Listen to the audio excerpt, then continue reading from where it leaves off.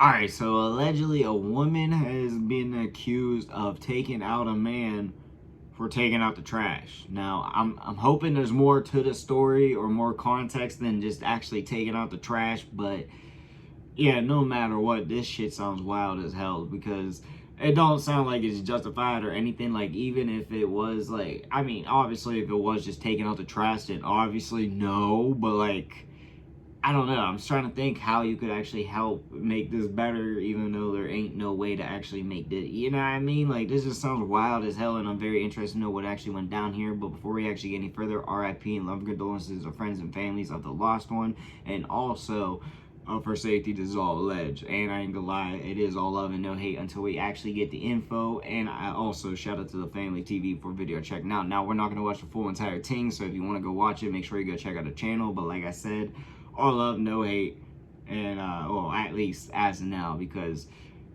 yeah, we're pushing it. You're on that thin line right now. All right, let's figure out what actually happened here now. Raheem Gibson, whose best friends, and some would say a friend with benefits, with Candacia Sinise, a Jamaican now it's making who sense lives in a Fort little Pierce, bit. Florida. And it seemed like, according to tweets, that relationship goes back to at least 2022. But here's the thing. We know that somebody she cared for, somebody she ride for, and was an advocate for that online, who also, according to some of her tweets, don't like the police on no level. And her best friend, Avery, was a wanted man back in June 17, 2026, from a case that happened in 2018. Let me explain why. According to court documents, Avery had an unpaid financial debt of $1,420.25 tied to his original criminal convictions. He was not wanted for committing a new violent crime. He ain't pay on his old shit. The state reopened his file for failing to comply with court-ordered payments. When he took a plea deal, he was sentenced to state prison in late 2020 for his 2018 charges. The judge ordered all outstanding fees to be converted into a civil lien. Because those balances remained unpaid years after his release from prison, the state enforced protocols. God damn, I'm paying that shit off ASAP, bro. Officially changed his status to case reopened for collection court, tracking down the missing money. The docket shows he failed to resolve the issue by the given deadlines, and on June 25th, 2026, a strict deadline passed without action. Pay calls or set up payment plan required by June 25th, 2026. Because he failed to clear the balance, the court clerk registered an official failure to pay violation. June 26, 2026, the judge suspended his driver license. And being a wanted man on paper for these financial penalties directly exposed him to law enforcement. When police later encountered him on July 21st, 2026 with his best friend phone after he appeared in court, and what she said on Facebook, he was snoring, but she was nervous for him. That morning, his name immediately flagged his active driver license suspension alongside the newer active felony warrants for motor vehicle theft and high-speed fleeing. Avery's last tweet on Facebook, or post rather, was "Long live LJ.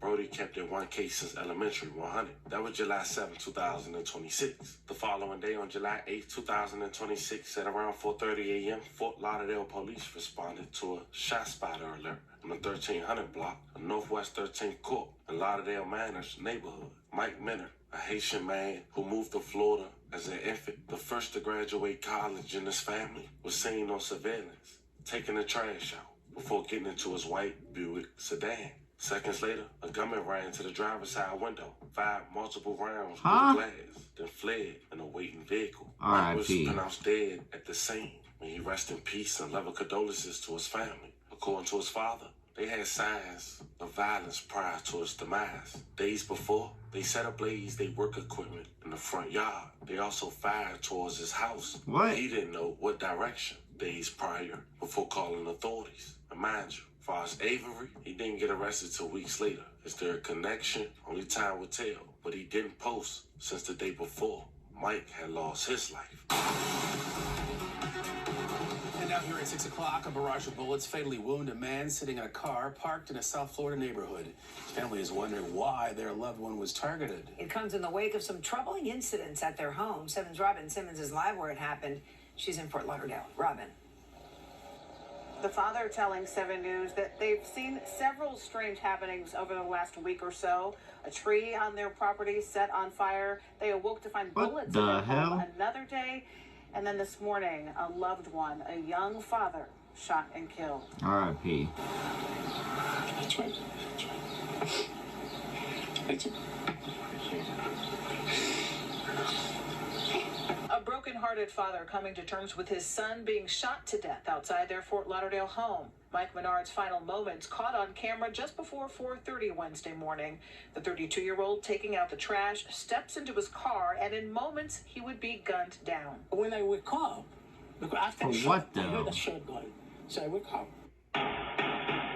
A surveillance camera capturing the sound of gunfire, the shooter running, a car driving away.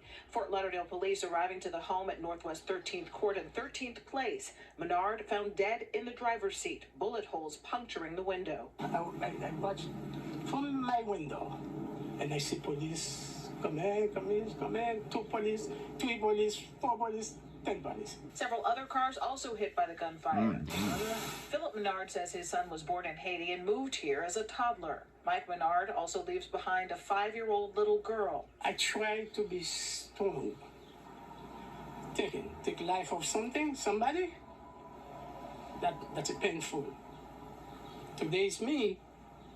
Tomorrow it could be somebody else. Menard says his son was the first in their family to graduate and had a bright future, but got caught up with the wrong crowd, which he says led to this devastating tragedy. It's only guys in my family Excuse to me. reach that level. This grieving father now anxious for peace and justice. Life goes on. It's done. But I try.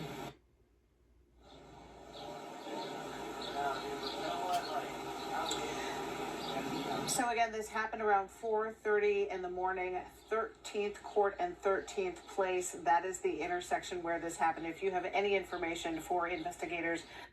We'll move a little bit more. So Hours later, she was arrested for murder, premeditated murder, the death of Mike Menard. Thank you. It is jail, not bail, for a woman accused of shooting and killing a man in Fort Lauderdale. Candacia Walker is facing a judge, but refusing to speak. The 33-year-old is facing a murder charge from a killing about 1 month ago around Northwest 13th Court and 13th Avenue. She's being held without bond. Police say they found the victim, Mike Menard, shot to death inside his car, which was parked outside of his parents' home. Now, exactly what role she played, Broward County has yet to release the I'm about to say. affidavit or the arrest report in her files. It's kind of strange because they normally on top of that. But when they do, I give you guys an update. We don't know what, if anything.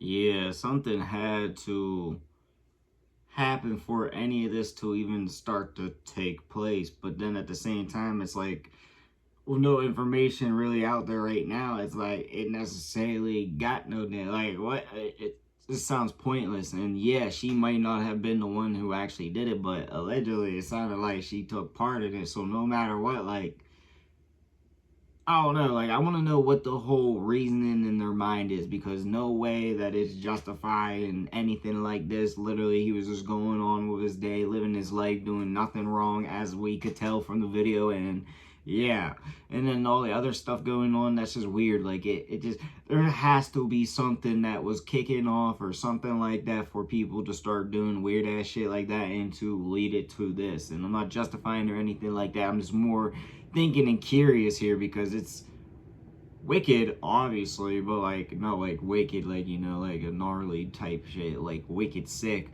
But then at the same time, I want to know why and how this all led up at the same time. But yeah, that's honestly all I gotta say. R.I.P. and loving condolences. My bad. Let me say it again. Learned his booty kicked in wrong time, and loving condolences to the lost one, of course. And also, yeah, let me know what y'all think, because this got my mind a little bit confused. And let me know what you want to see also. But yeah, that's all I got for y'all. Peace.